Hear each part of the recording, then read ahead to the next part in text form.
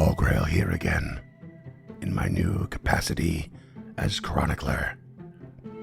After the savage battle, the heroes recouped and investigated the fallout.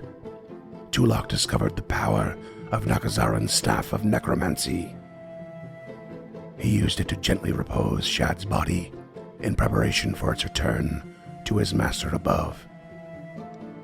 Lady Gilda then pressed onward with little warning, in an uncharacteristic but determined fashion.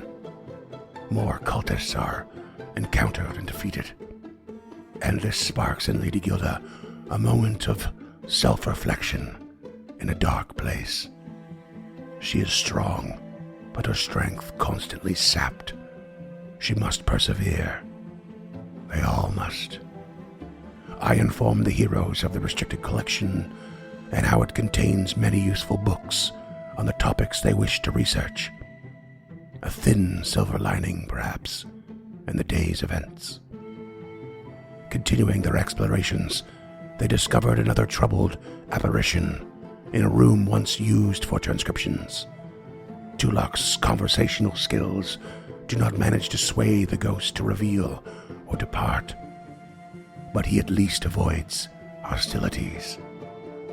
This is when they dare to head further down, to the level below, where I dare not follow. I'm told they found a cavern with a pavilion, a wolf, and a man, both with a dangerous and deadly look in their eye, and as feral as the other.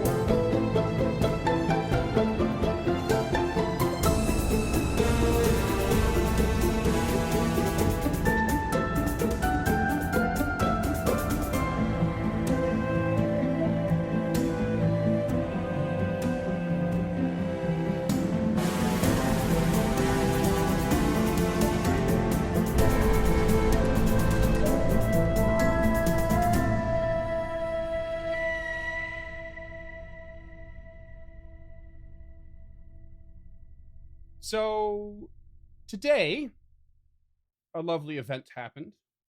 Something that is or has become rare, sadly. And went up for a bit of lunch with James and his lovely fiance, who I hadn't sat at the same table with for quite a long time, thanks to COVID action. Possibly 3 years. Possibly 3 years since the three of us sat together. I can count up probably on one hand the amount of times I've seen James face to face, all through COVID. And Jess probably the same amount, but always separate. Oh, nearly always separate. And it was good. It was good. It was fun. It was a little belated birthday lunch, and there was some coffee. There was some coffee going. We got to talking about coffee a little bit as well. And then turns out Scott had something to say about coffee today, and I figured we should talk about coffee. Let's talk about coffee and its role in our lives. Can we start with James, please? Because I know it's a very large role in James' life. Yeah, coffee's my lifeblood. Not only is it my favorite beverage, like just the flavor profile and how unique 30 seconds in an oven a roast can make. It really does control my life. I need at least a liter in the mornings before I can even handle another human being. As we touched on in our morning ritual intro, I can't. Also, sorry to interrupt you. When we did our last meal on Death Row, coffee was one of your items there. Yeah. Yep. I absolutely love this stuff. I love it in any form. Like we're looking for a new place right now, and one of the caveats is having a larger kitchen, and one of the main reasons for that is so I can finally get like even a single group espresso machine, just so I can have this variation of my ability to produce different types of coffee. So I absolutely love this stuff. I had a delightful latte from this place down on 4th today, and my usual liter of dark roast first thing in the morning. How do you do your liter? Is it French press? Yeah, we're a or French press pour over? house. Yeah. Yeah, I would like to move into pour over. I mean, ideally, I would just move into Americanos solely because espresso just has this whole different flavor profile of ground coffee. Yeah. So good. But I like the ritual of the French press, and pour over just takes up way too much room. And like I said, we have a very, very small kitchen. It's a galley kitchen, and we both love to cook and we both love to make drinks, and it's just it is not suitable for us. Yeah. What about you, Scoot?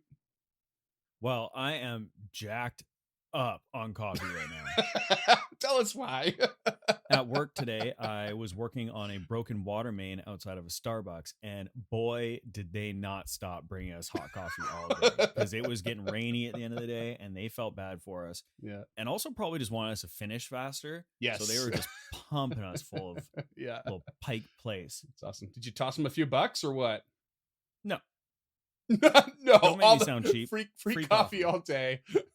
Didn't even toss them a couple bucks. Who carries cash when you're working construction? You could have You just stopped at who carries cash. That's true. Like, we weren't allowed to use it for 2 years. I thought Scott, I'm not gonna lie, I pegged you as someone who keeps a wad in his sock like a filthy animal, but I guess not. Yeah. I mean, I used to. When I used to bartend, I had a cigar box full of cash underneath my bed. But don't bring it in my apartment because it doesn't exist anymore. So, anyways, yeah. But when it comes to coffee, I thoroughly enjoy coffee. I don't drink milk, so I take all my coffee with oat milk, and it is delicious. Lattes, Americano mistos, that's my new thing. So hipster. Anyone can get it. How that non-dairy nonsense. I don't. I can't do dairy either, anything Scott. So I live for oat milk, and I'm so glad that almond milk has become like commonplace in cafes because I can't have regular dairy. Yeah, fuck milk. Duncan, you have to deal with awkward times for this recording because we hate you for some reason, and possibly hate yourself. How's coffee treating you? Let me just put on my best coffee snob voice for a second here. I like to wake up around 6:30 in the morning and take a big pile of wet dirt and shove it right in my mouth. And then if I don't have that wet dirt, I am gonna murder somebody because that is called chemical dependence. If you're gonna do an impression of me, own it up front.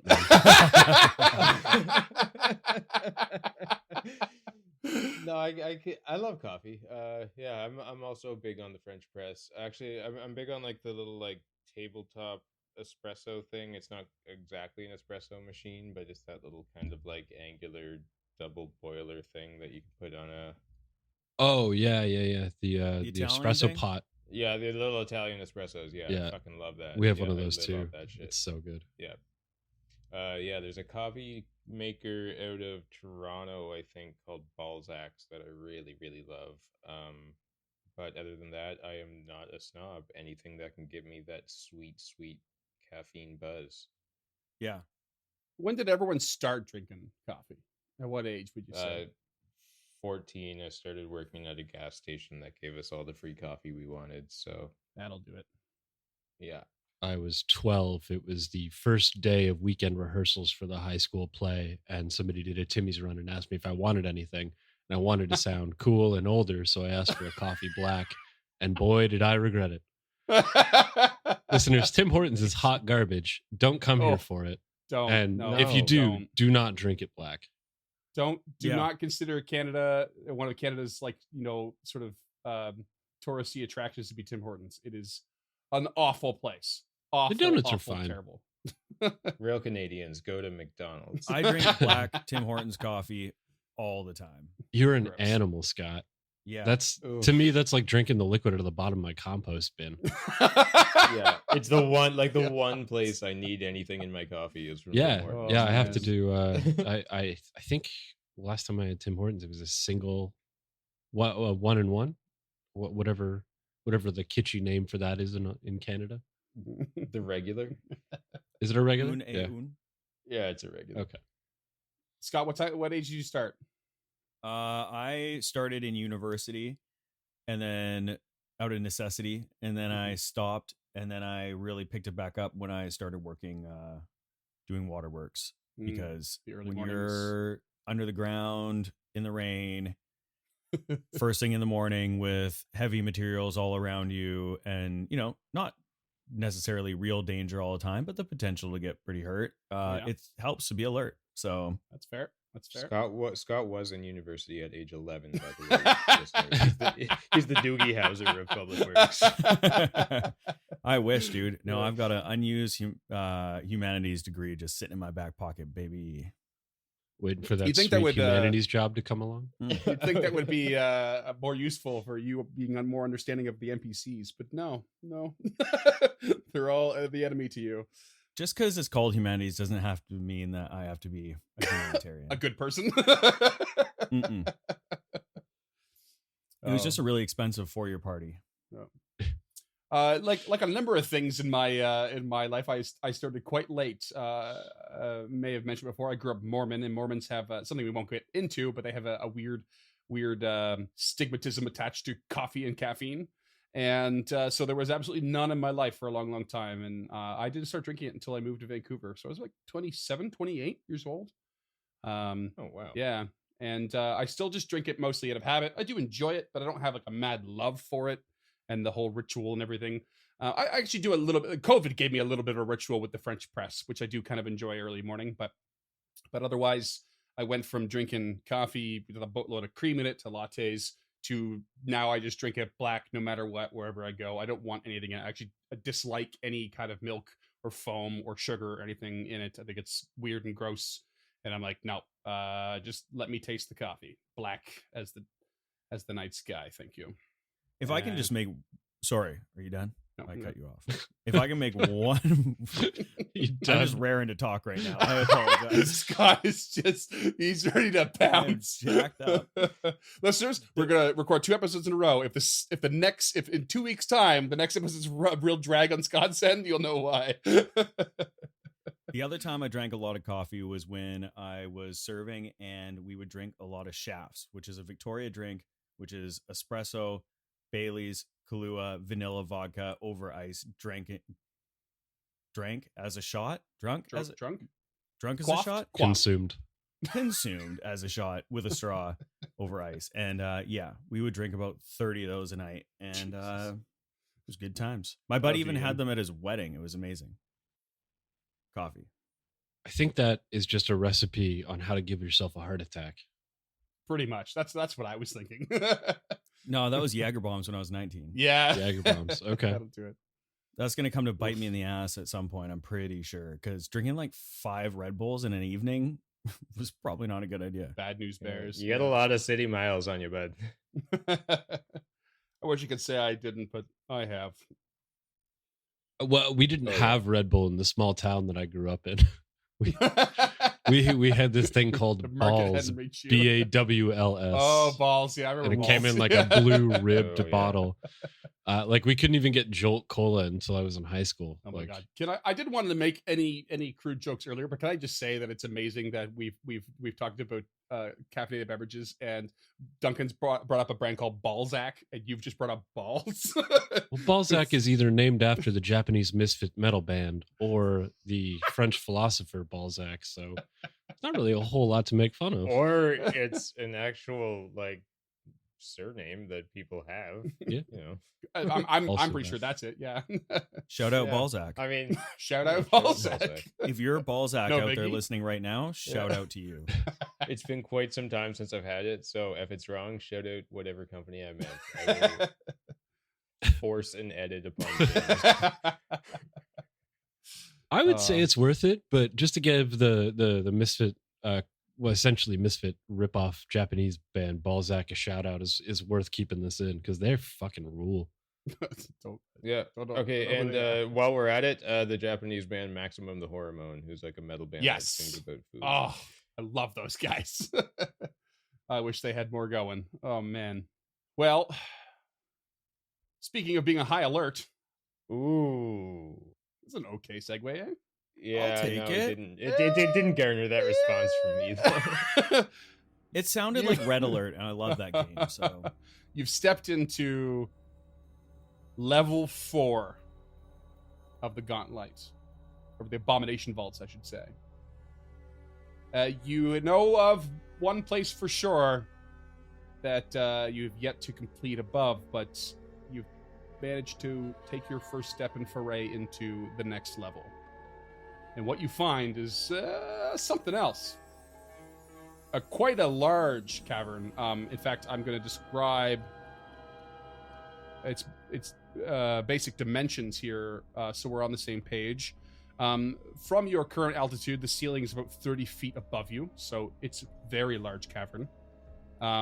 There is fungus all along these edges of a lake that is below you, because you are on a bridge or moving towards a bridge that leads to a pavilion that sits over this lake. It sits 10 feet above the water's surface. I can tell you right now that the edge of this lake is very steep. It is not a gradual slope, so it appears as though it would sink you straight into the water very quickly, and be very difficult to climb out. And this pavilion is about 35 feet in length, north to south, 15 feet wide, though it has angled edges from the top and bottom. And there is another bridge to the north that leads to a door. And most importantly, and Lady Gilda is the only one who's seen this so far, I believe, is that there is a flickering fire in the middle of the pavilion, and when stepping through to take a look, catches the gaze of a feral-looking bestial man with a wolf next to him. And he stands up, and the wolf gets to its feet as they eye you.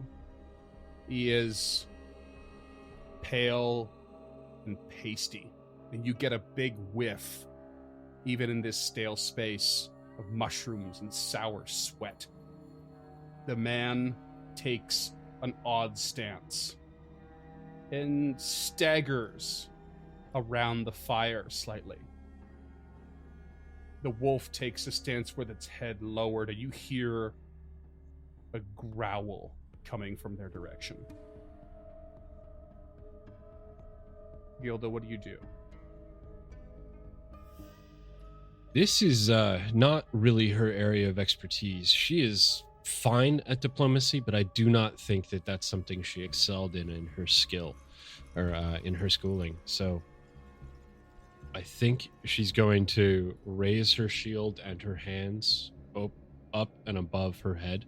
Because it doesn't, I mean, it seems like these people are a threat, but they also appear to be taking defensive postures based on how you've described it. Mm-hmm.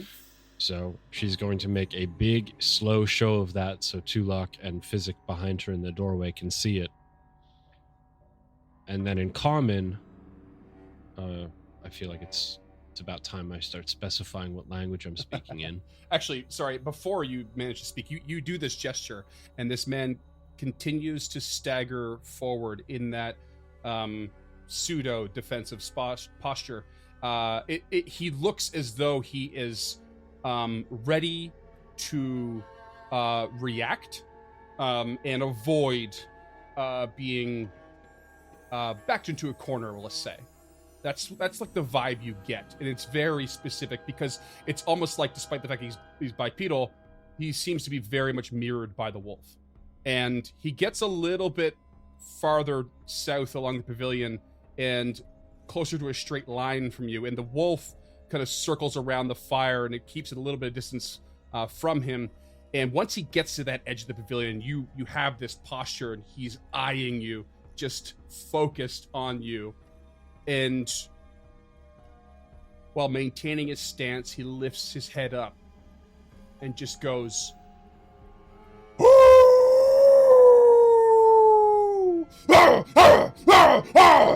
and the wolf responds, and he just continues with these wild howls and barks at you.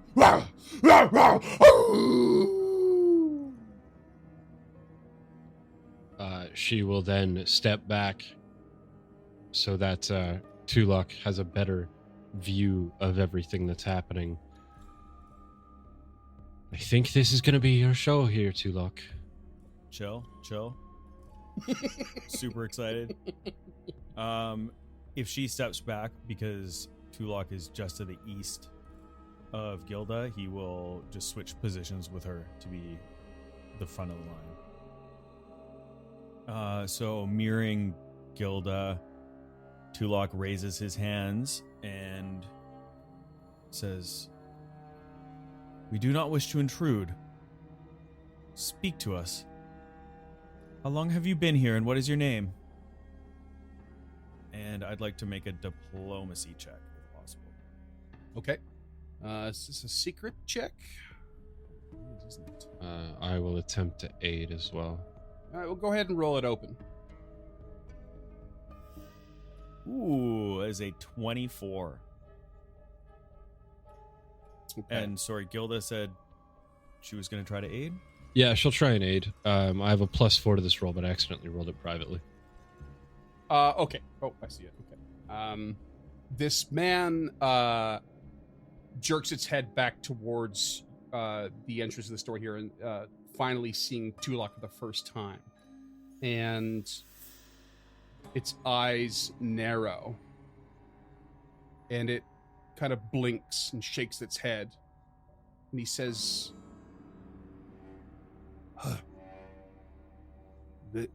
This is my territory. He shakes his head, blinking again, seeming a bit confused. You're not welcome. Go. You trespass. My home. Go. And the wolf's like, We did not wish to intrude upon your home, nor trespass, but we do wish to pass. May we have your blessing to move through your territory. It is yours and yours alone, and we do not impede you in this. Can I ready an action? sure, yeah. I'd like to ready a stride. If he makes any movement, I essentially just want to step out in front of Tulok. I also have an action I want to do when you're ready. The man loosens his posture a bit and sort of looks around your shoulder, Tulok, towards Gilda to make sure that she's still taking a defensive or like posture of peace. And it seems that aid was successful because it focuses his eyes back to Tulok. It says, This is only safe place. You make it dangerous. But we are dangerous too. It's at that point that Gilda tenses the muscles in her legs and gets ready to spring just in case anything happens. But her shield is still, and her hands are still completely empty and visible, but she's definitely taking like an athletic posture.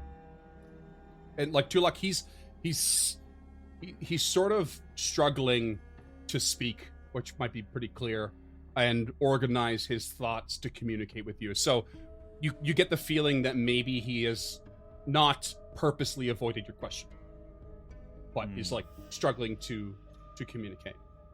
You got them pointy ears. Throw up a Vulcan mind meld. Sold. I would like to do like a perception check. I just want to know what's going on with this guy. What ancestry is he, or what does he look like other than just being feral? Yeah. Let me ask. I think his ancestry is Wolf Brother, and he may be kin to Perrin Ebara. I wish. You can roll me a nature check or a society check. or an Arcana check, actually. Oh, hell yeah. And Physic, I would like you to roll me your lore, please. Ooh. So I rolled extremely poorly. That's a 13. And Physic with a 10 on the die for the Otari lore rolled a 19. Physic, you're 40 years old, according to your character sheet. Have you lived in Yeah, but Otari not- all your life? Yes. When you were about 10 years old, there was a string of murders in Otari. Oh, shit. And it was found out that it was someone hiding with the druids at the Stone Ring Pond. And this is Jarl Mesmin, the werewolf that killed Kilino Lathanar's wife, Ayla, 30 years ago. Oh my The god. last anyone saw of him, he leapt off of the Otari cliffs into the sea and was presumed dead. Only Kilino believes him alive. Wow. So he'll turn to the others and say, hey, this is... What was his name again? Jarl Mesmin. Jarl Mesmin. He killed Kalina Lathanar's wife. Last anyone had seen of him, he leapt off a bridge. I think Kalino's the only one that thinks he was still alive. A cliff, not a bridge. Yeah, like a huge drop. Yeah, what is a cliff but nature's bridge? The edge of nature's bridges. You silly bitch. And like, he didn't just kill Ayla. There was a string of murders, and it was a mystery for a while. And can he... Like, does he know anything more about the character himself? Like... No, No. Just that's the guy. you have no Left real off the connection to the cliff. Druids. You know the Druids have been, led by Warlewin for a while, who's been trying to mend the relationship between them and the town. And only Kilino's really the one that's the most resistant. But everyone presumes this guy's dead. This is practically a generation ago. Question. Okay. Is it confirmed that he killed her and did the murders, or was that just suspected? It was confirmed. Okay. Okay. This guy is a murderer, or was. It's been 30 years. So how many murders since then? Physic will just like very, very quietly to the others. Like, this guy's known around town. He killed a lot of people. He may also be a werewolf, so let's be careful here. So he's original bad. And as you're sort of feeding this information, there's a little bit of deliberation. He's getting more and more restless. Okay. Is lycanthropy a common affliction? No, it wouldn't be No. common. So he's human then. He is human. For now. So Tulok says again, we understand the dangers here. In fact, the danger is why we are here. We are looking to rid this place of evil. We have no quarrel with you, and we'd like to leave you be, and we hope that you would return the favor. Roll me another diplomacy. 25. Yay. Nailing those. He relaxes his stance, but not really his whole body language. What are you doing here? What sort of dangers do you face? They do not come here, I don't know why. This is why I live here. To be left alone. No foot traffic. Silence. Peace. Just me and the wolf. Pardon our interruption then. We are simply here to remove the evil and the undead. They have been moving towards the ground level, towards the surface, and attacking innocent people We simply wish to remove the plague upon the land. Innocent people. Innocent people. You seek those who kill innocent people. You're here for me, aren't you? You are here for me. You're lying. He's lying. The wolf. I assure you, sir, I know not your face. I do not know who you are, and you are of no business to me. We simply wish to find Belcora, or what is left of her, and her minions, and remove them. Stuff of legends. Roll me Stuff of another- legends. Sorry. Okay, go ahead. Stuff of legends. How have you not seen what goes on here? How did you make it this far without seeing the undead?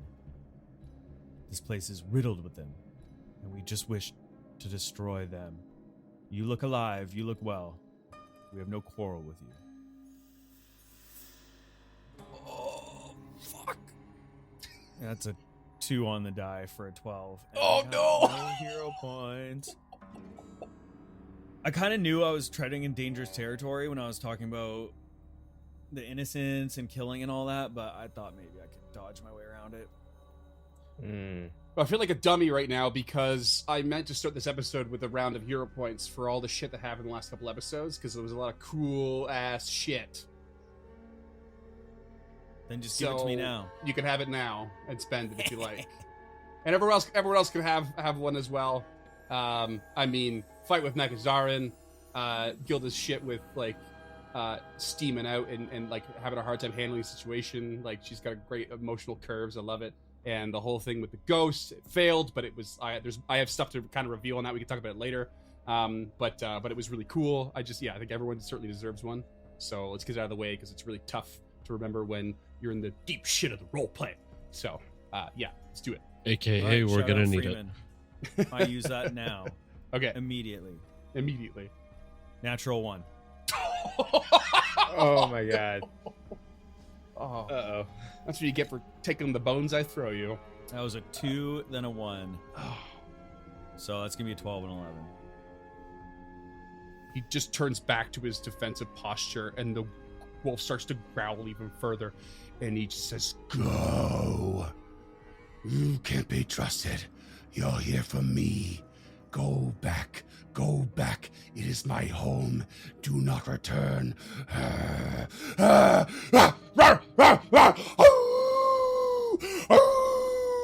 and the wolf There's another way responds in down chorus. that we've found, right? Oh, There yeah, is, I'm not yeah. Oh, attached to this at all. Okay. Yeah, let's maybe bail. And everyone slowly backs away. Yeah, Tulak is kind of like motioning to like behind him to go backwards, and he takes a 5-foot step back and closes that door. Oh boy. And you can hear the howls just like pounding against that closed door.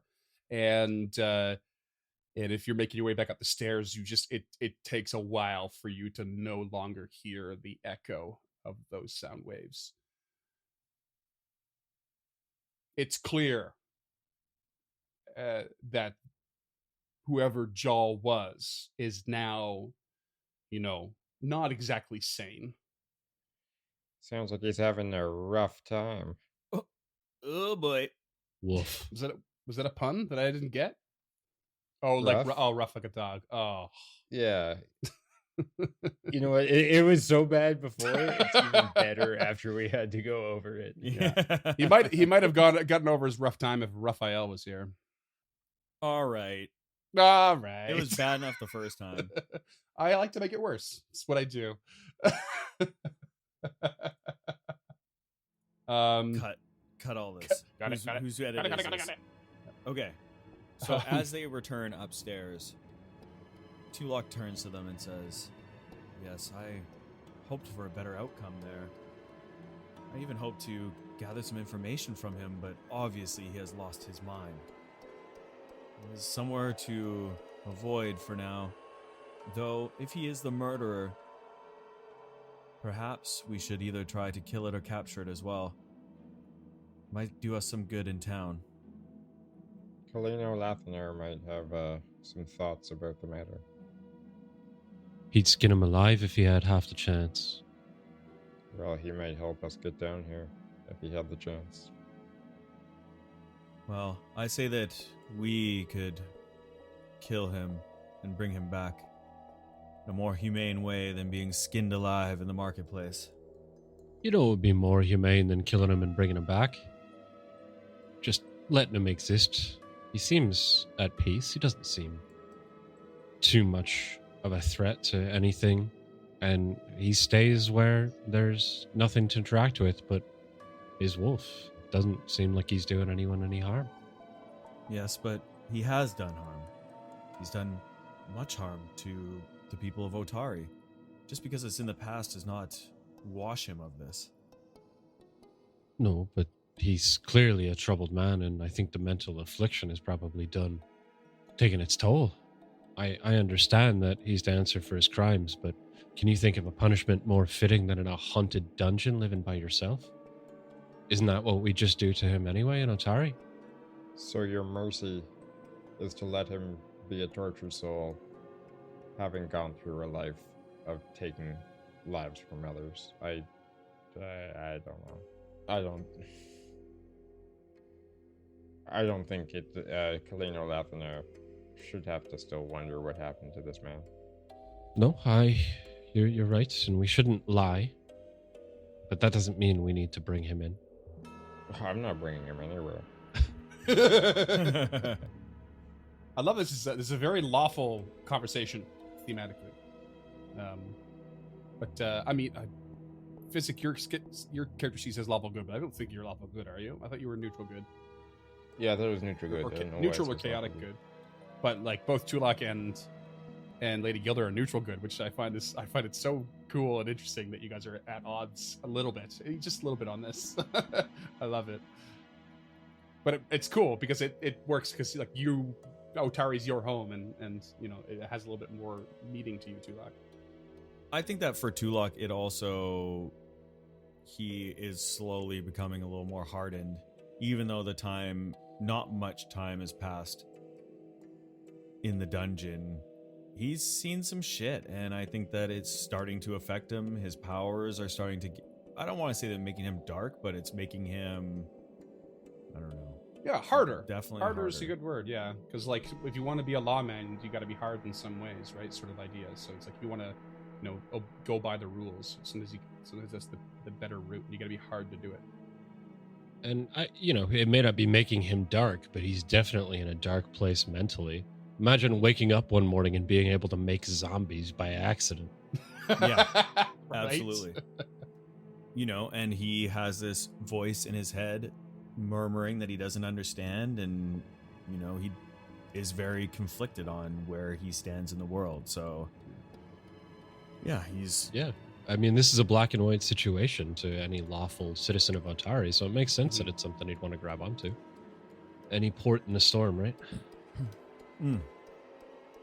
So as you make your way back to the restricted library here, and All Grail has taken some time to gather up a better pile of the ghouls you've defeated, and he's sort of rooting through some of the books, and getting a feel for the library and its in the organization. It's in some pretty big disarray at the moment,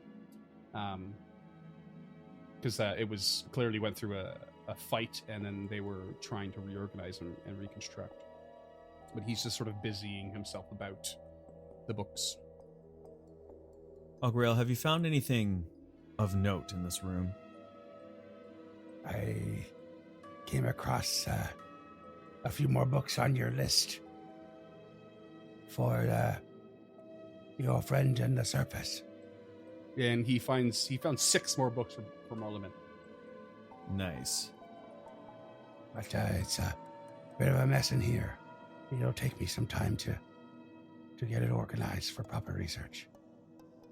That does not mean you can't research, but once these libraries are organized, you get like a +1 item bonus to your research. So you just lack that in this room for now. Makes sense. We've been gone for like 4 minutes. Yeah, it's going to take them hours. Yeah. Now, we searched the room to the north where we had the fight with the cultists, right? And there was nothing in there? Yeah. Okay. Tulok as well is feeling like he's a little bummed about the situation with the ghost down in the south. So he turns to Physic and Lady Gilda and says, I wish things had gone better with this ghost to the south. I attempted to use information that we had against it, but I don't know if that will work. Last time we faced the ghost and I had to do the book binding, if I bent to their will, it made them disappear. And I wonder if this will be the same.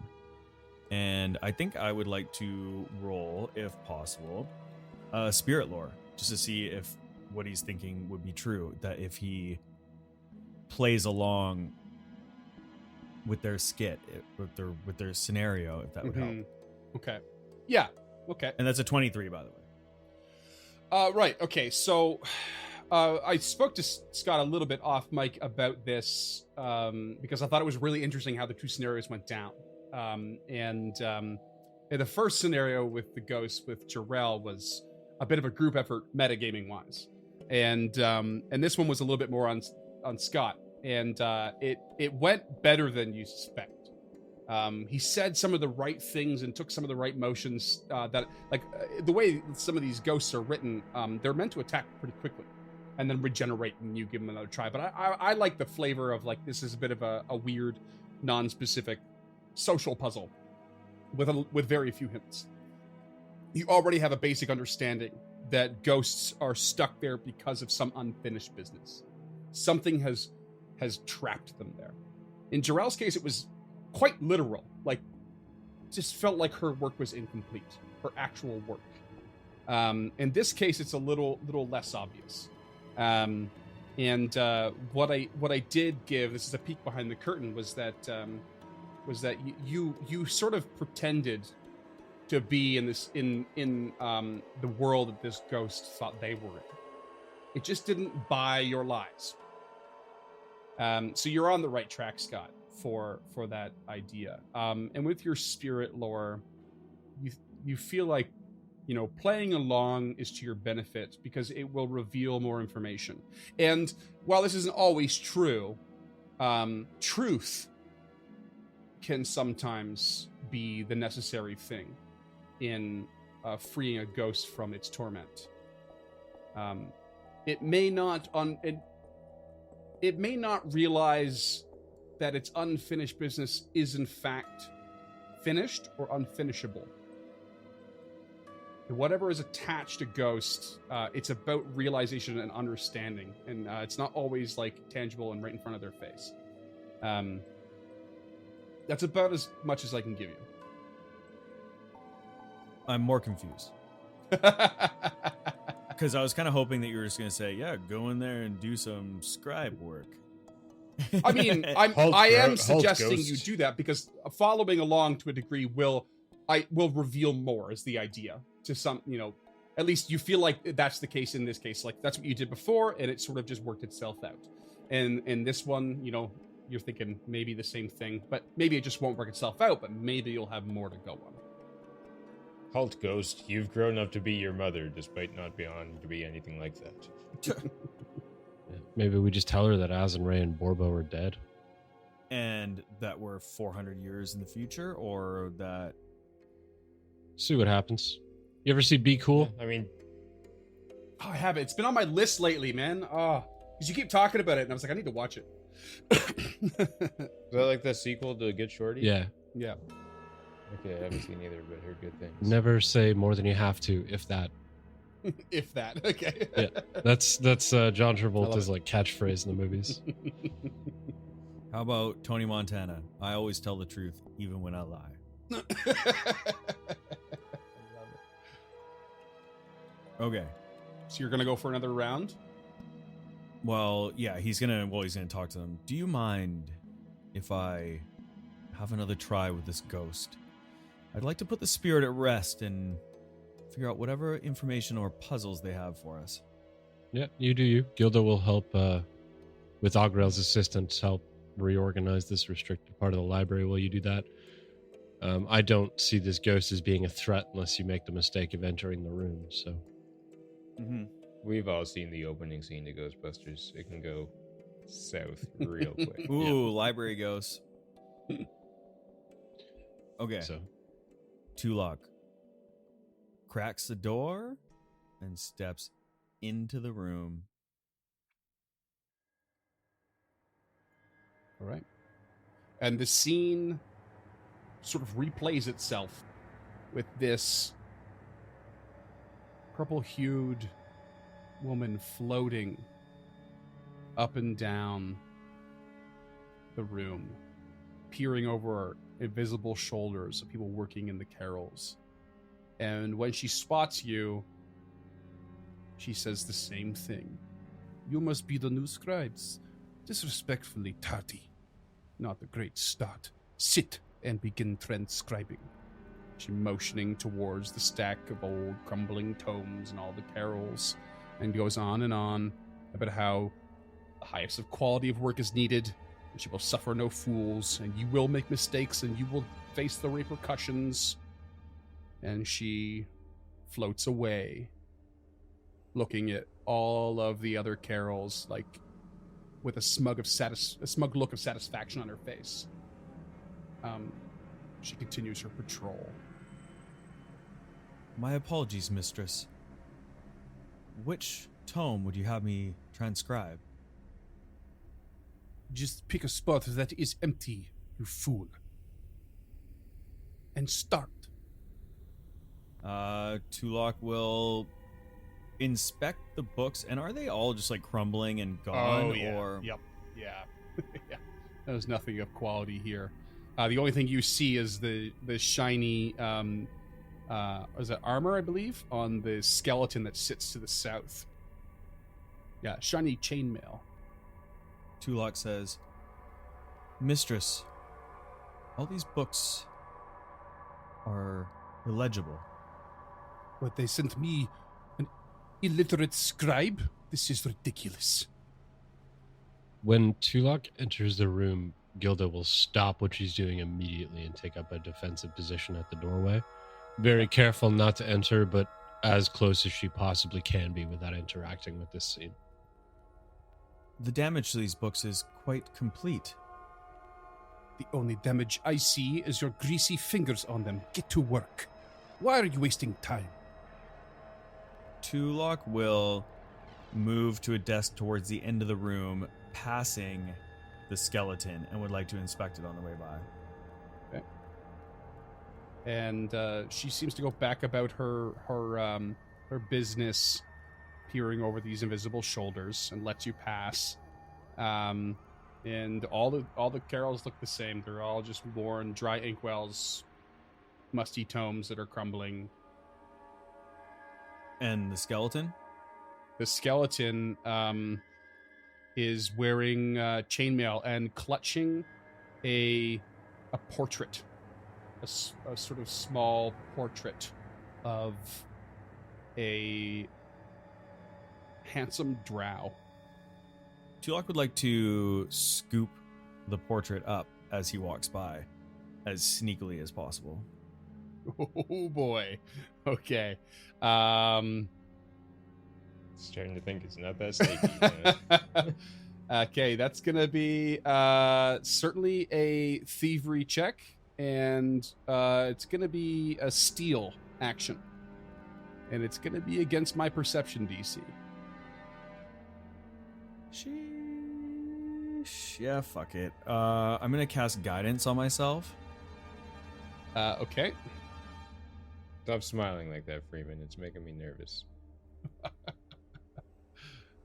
That is a adjusted 20 for the thievery. As if on a heel that doesn't exist, she turns and whips her head towards you. What are you doing? What do you mean? You just took something. Hid it in your cloak. From where? You give that back now. But what is this on the ground? Do you think me a fool? Who is this body? Who is this?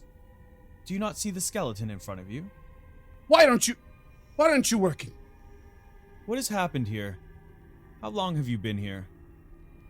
I am here as long as it serves my mistress, and and my love, and her servants.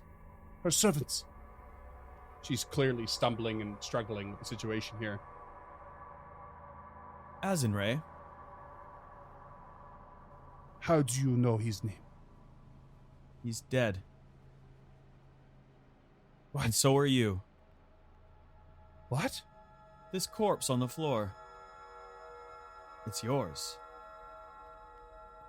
She slowly turns her head to the skeleton.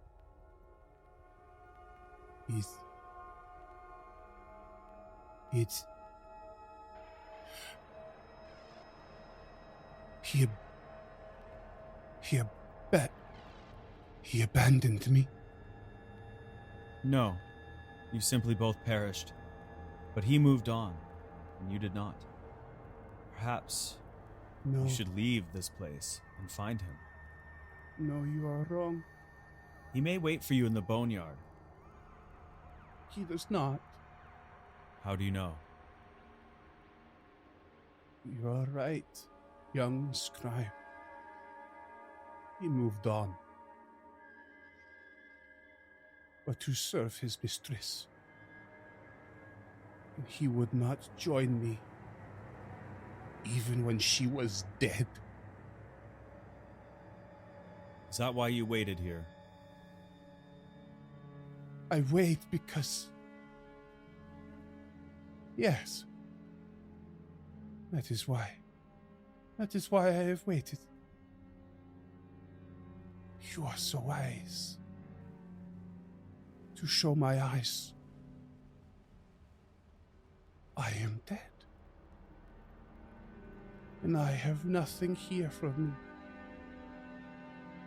You may be free. There's nothing holding you here now. Go to the boneyard. Move on. See the life after death. And I hope you were judged fairly for your actions. She has this look of confused horror on her face. But, is acknowledging these truths. And she backs away and turns towards this sort of blank wall between where there are no carols next to her body. She says, yes, I must be on my own and depart. And she moves towards the wall and enters through it and is gone. Tulok immediately would like to inspect where she went through. Turns out it's the platform to a Harry Potter train. Yeah, you go over to the wall, and there is a sort of desk next to it. You search around the wall a little bit, and then you realize that if you fold up this shelf on the carol, it activates a mechanism and opens a door in the wall. You also notice, now that you've have a moment, that next to the corpse, or to the skeleton, is a small pile of books that appear to be in reasonably good shape. Magic books. All right. What do you want to look at first? Do you want to check out the room? Do you want to... I think Tulok will move into the room first. Okay. You check the room. The door's open, and there is no sign of the ghost. The room has a workable table covered with blank scrolls and papers. It sits against the eastern wall. And while to the north, there is a cabinet with several closed drawers. Tulok shouts back to Gilda and Physic. She's gone. Come. There's much to see here. And would like to search the room. You really do know your way around ghosts there, don't you, Tulok? I think there might be a future for you in this yet. You just wander around, putting spirits to rest. We practically busted that ghost. So dumb. you could help them write letters and communicate with their families. You could be the ghostwriter. Oh, boy.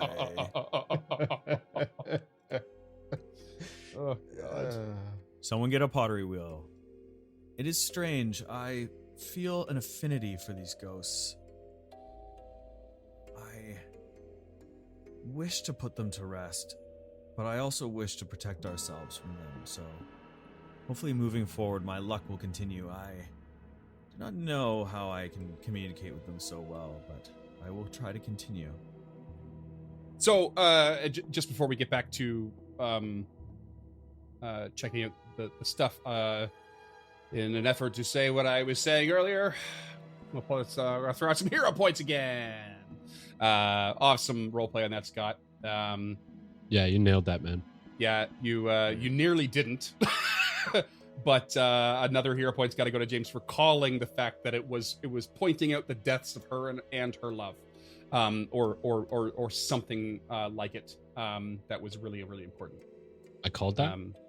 You sort of called it. Yeah, you said telling her that Volek and Belkor are dead. Maybe that was an option. So somewhere in there, yeah. She seemed to already know, but she didn't really seem to realize that she had been killed. That was a lot more satisfying, that's for sure, than last time. I was pretty bummed out after because I thought I had it going on, and then I didn't. Yeah. So Tulok was not concerned about failing last time. He just, knew he could try again. Player Scott was fucking pissed. Yeah, you nearly messed that up with stealing that portrait. that was a bad move. I knew it was a risk. A genuinely bad move, but you turned it around, which is great.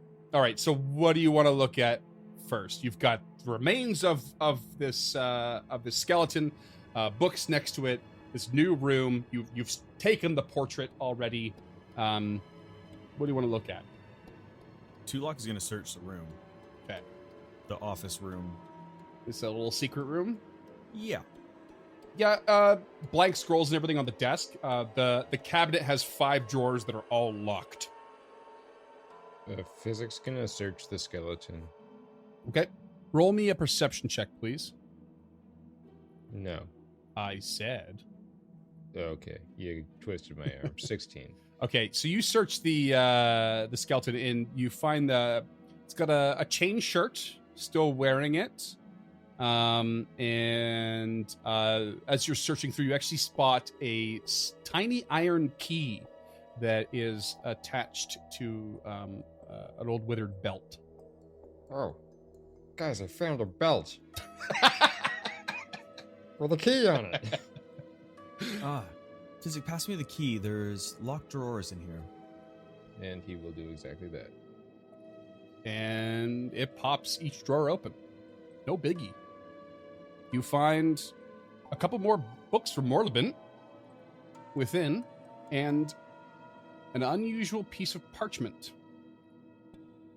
It's written in brutal Gothic characters, and it is in fine, small print in great detail. Does anyone speak? Actually, tell me what languages you do speak. Elven, Abyssal, Necro. Elven, Orcish, and Sylvan. Okay. Goblin, Isoki, and Abyssal. Okay. None of you speak this language. I could do a society check to try and identify what language it is. Yeah, to try and decipher which language it is. Sure. Yeah. You do sense magic off it, by the way. Scooty McBoo-boo-boo. Okay.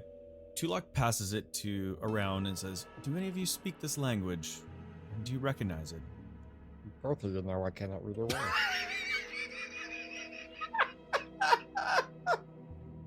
All that reading in med school did you in.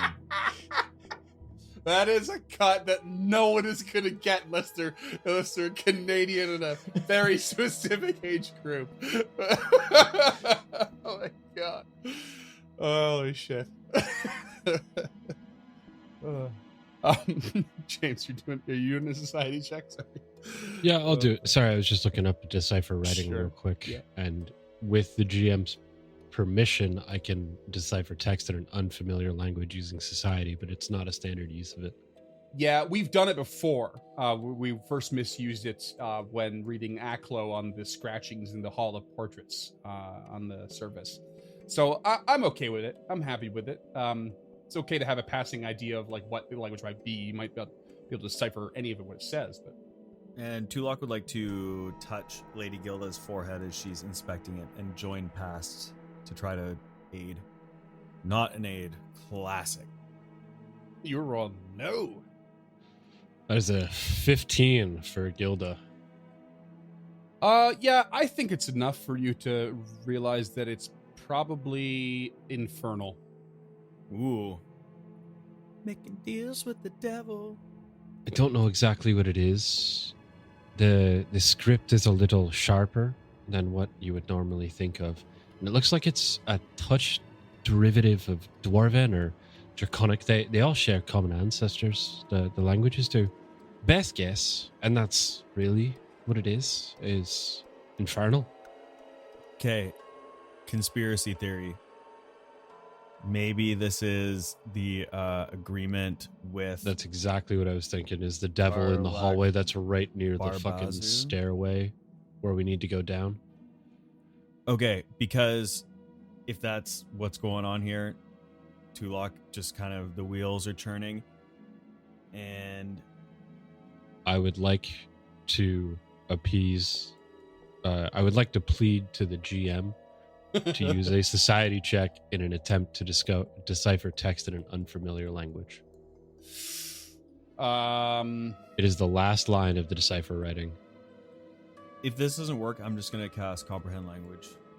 Yeah, I was already in the middle of checking if you can read the language with that. Yeah, you can. Okay. But it'd probably be better for James to go first, just because it would be better than using a second level spell. Yeah, so if it's a success, I understand the document, but I don't. I just get general meaning. Critical success is like a verbatim translation. And again, this is like a very weird use of it. Normally you would use, it looks like you would use religion, arcana, or occultism. Arcana is arcane theory, occult is occult topics, including metaphysics, weird philosophies and incoherent ramblings. Religion is religious nature, including allegories and proverbs. And society is coding or text written in an incomplete or archaic form. And in some cases, text you don't know. Yeah, I mean, considering all of those things, I think society is still the most apt for the situation. That's the only one I want to roll, so it works for me. Yeah. And Tulok is going to try to join Pass again. I think religion could work as well. And maybe Arcana, but a society feels right for me, given the situation and who's trying to decipher. And it's my best skill next to athletics. Yeah. So Tulok on the aid rolls a 25. Holy jeez. Nice. So it's a +2, is that right? Yeah, we'll think go so, for yeah. a +2. We're getting to the Okay. point now where AIDS DCs are higher. But, so like swap 15 to 20 a little bit in your head, but it's always GM discretion, so. Yeah. Yeah. Okay. That is a 23 +2 is a 25. It's the way it's structured reminds you of many pieces of paper you've seen probably on your father's desk. And it very much reads like, or seems to read like a contract. Well, it's, again, best guess here. This paragraph could, wait, and it might infer, you know what? This could be a legal document of sorts. The way the address is written on the top right, and then there's 3 signatures and a notary stamp at the bottom. I think this could be a contract. This might be the devil's contract that I accidentally promised him I'd find. Yes, I can see the boilerplate now. We've been trying to reach you about your car's extended warranty. It's just like 1, 2, 3, Burning Forever Lane, 9th Circle of Hell. That's the address. Now, I guess we have to determine if it belongs to this devil or the one above. Oh, right. I forgot about the Barbazu. The Barbazu is in this level. The Zibub's on level 1. Zibub. Or level 2, sorry. Right. I forgot about the Zibub. He's a mean little prick. Yeah, I'm hoping that it's not him, because fuck him, and the other guy has more Oh. interesting shit going on. The other guy's a much bigger threat as well. We beat the Zibub. Well, Well, Physic, do you speak Infernal? Can you read Infernal? Tulok? I Should we take it back to leave town? it. I can't even get out of my gym contract. I have no idea what's going on.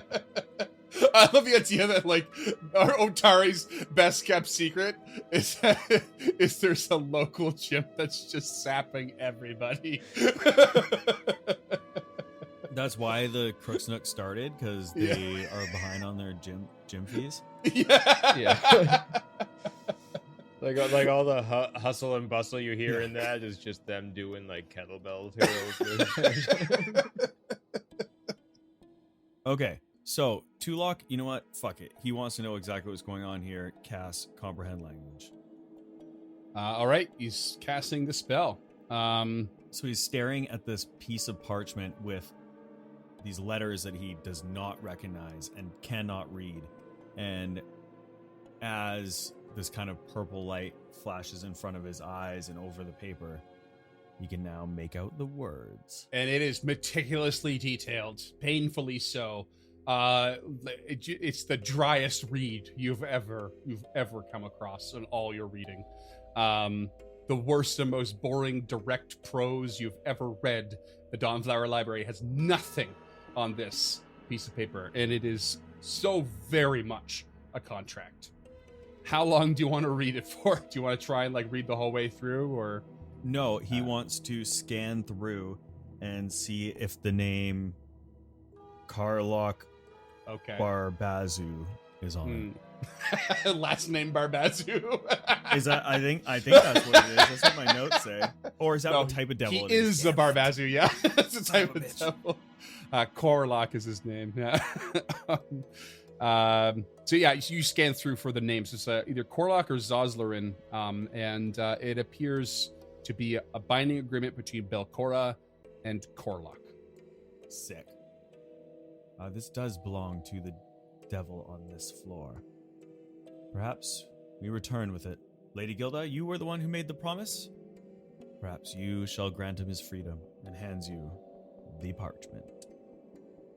I think he'll be about as shocked as I am. But let's make our way. All right. Do you want to check anything else out before you leave this area? Yeah, I mean, there's we need those books. You said there was a bunch of books that were not rotten. Yep. There's also the chain shirt that's shiny. Yep. If you check out the books, there is one more book for Morlibent. Finding all kinds today. And there's also 3 very particular books. Secrets of the Skull, What the Worm Knows, and Grave Feasts. Those are on our list, are they not? These are the ones you've been looking for a while. Yeah, you've been looking for these books since you first entered level 2. This is where you found those that sheet of paper that was asking for these books to be transcribed. And here you find them in a scriptorium. If you take a quick look at Secrets of the Skull, it appears to be a treatise on Grotus, god of the end times. What the Worm Knows appears to be a treatise on one of the great old ones, demigod of the dark tapestry, Hastur, the King in Yellow. Its contents is nearly unintelligible, and where it can be understood, touches on subjects of heinous self-indulgence and nihilism. I think that book might feature prominently in Strange Aeons. I would be surprised if it did, because I personally made this connection myself Okay. from the book. The actually, Adventure didn't actually tell me what the book was about. That would be fun, though, if I did that by mistake. Well, yeah. Well, Hastur, the King in Yellow, is. Yeah.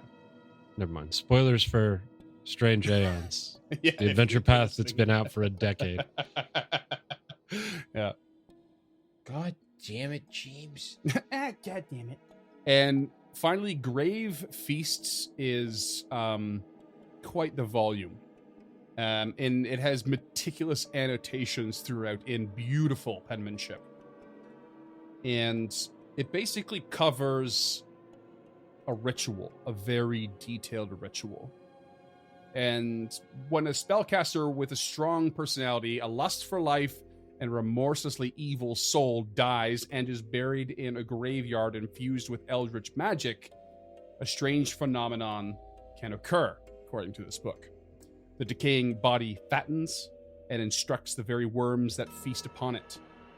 These grave worms thrive not only on the consumption of the spellcaster's dead flesh, but on their corrupt memories and magical power.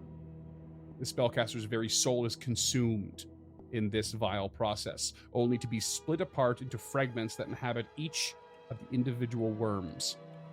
The result is a hideous hive mind of slivering life known as a worm that walks.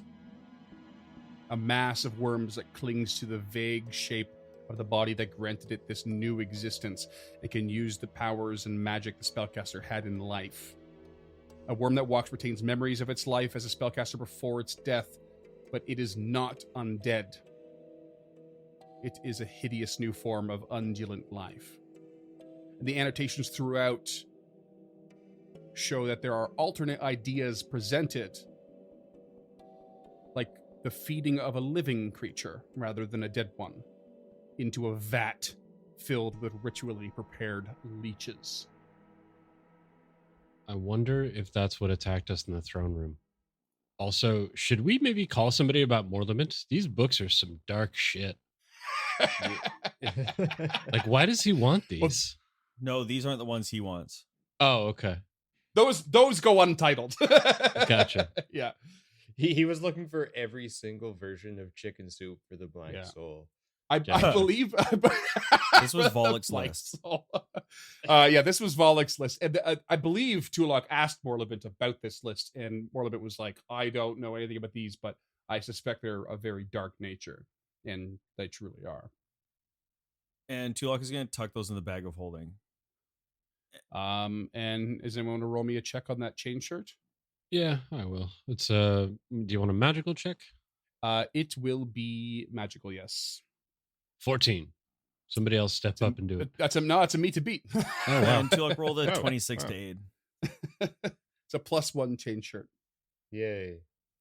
just gonna take that. That's actually pretty robust for a fucking librarian.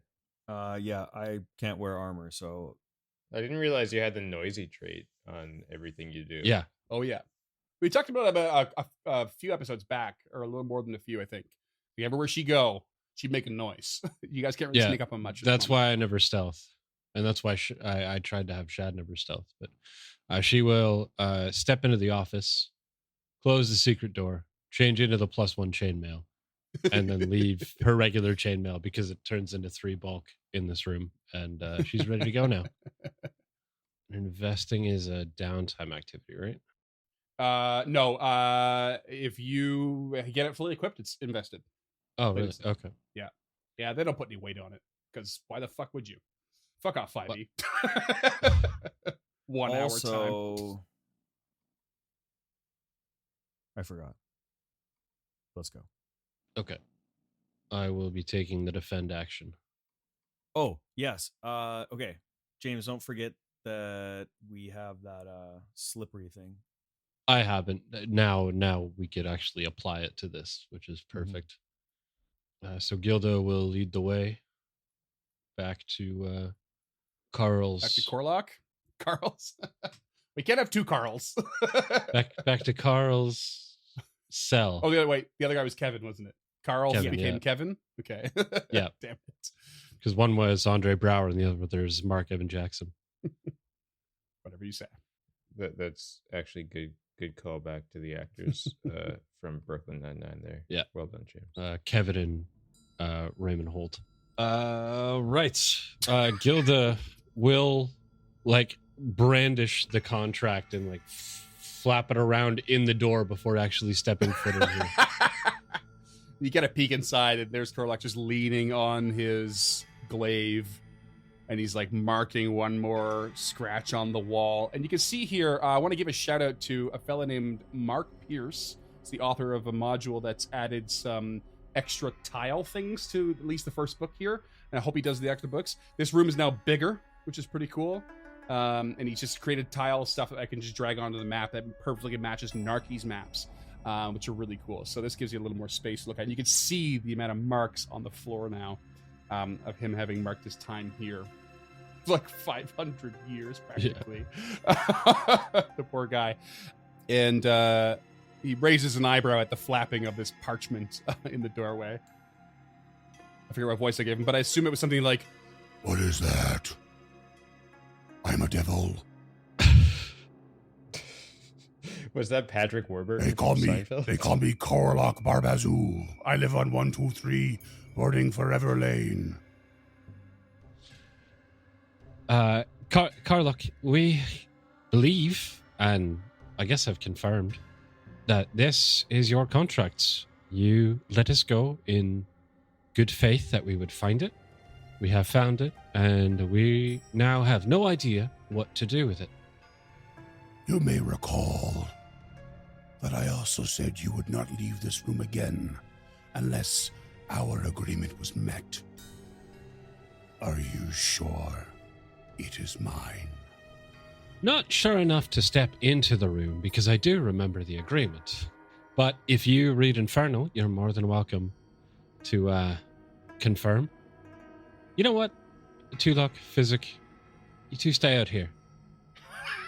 I'll step into the room in case this goes badly. But I do absolutely trust your magical prowess and your ability to read Infernal, Tulok. But just in case I'm wrong, maybe the two of you wait out here. Tulok nods, but he's confident. And she steps into the room, still brandishing the contract, still taking the defend action. He gets up from his position and kind of stretches his arms and shoulders out a bit and takes a step forward to meet you with a slight sense of eagerness, but you could suspect he's probably a little bit doubtful. And he grabs the contract from your hand rather rudely. She like aggressively keeps a hold of it because she doesn't know what's going to happen if he gets his hands on it. So you're just holding on one end each. And it's shockingly sturdy, given it's a magical contract. Like, and so He's probably made a human scale or something. and he starts perusing it. Yes. There it is. And he looks up at you, Lady Gilda. You see, there's always a loophole in an infernal contract. Mine ended after 99 weeks and 99 days without a new order from Belcora. I could have left a long time ago. And a big beaming smile comes across his face. His beard is like weird tentacly beard wriggling, his teeth showing. But first, I have some unfinished business. And with a puff of smoke and a smell of brimstone, he vanishes. I believe the copyrighted term is BAMF. He bamfs, exactly, out of the room. And then bamfs back with Zoslerin in his hand. And he just shoves his glaive straight into Zoslerin's body and just like slices him in two. He's like, and there's just guts and spew all over the place. And he just spits on the ground and goes, Filthy creatures, Zebubs. I loathe them.